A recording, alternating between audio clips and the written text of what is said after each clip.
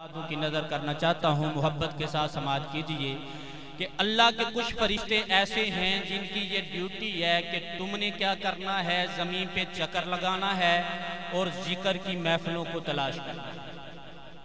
अब वो फरिश्ते फिरते फिरते कभी इधर कभी उधर वो उस महफिल को देख लेते हैं जहां अल्लाह का जिक्र हो रहा होता है, अल्लाह वालों का जिक्र हो रहा होता है। अब क्या होता है, वो फरिश्ते जमीन से लेकर आसमान तक उस महफिल को डांप लेते हैं। जमीन से लेकर आसमान तक उस महफिल वालों को डांप लेते हैं। जब महफिल पाक खत्म होती है, वो फरिश्ते अल्लाह की बारगाह में जाते हैं। मेरा रब अलीम भी है, खबीर भी है, दिलों के राजों को भी जानता है। उसके बावजूद मेरा रब पूछता है, फरिश्तों बताओ कहां से आए हो। रब जानने के बावजूद भी पूछता है, फरिश्ते बताओ किधर से आए हो। फरिश्ते अर्ज करते हैं, मौला हमें एक जिक्र की महफिल मिली, हम उस महफिल से आ रहे हैं। और रब पूछता है, फरिश्तों वो जो महफिल में बैठे हुए थे वो क्या किसी चीज से डरते हैं। फरिश्ते अर्ज करते हैं, मौला वो तेरी दोज़ख से डरते हैं। रब फरमाता है, फरिश्तों क्या उन्होंने दोज़ख को देखा है, जहन्नुम को देखा है।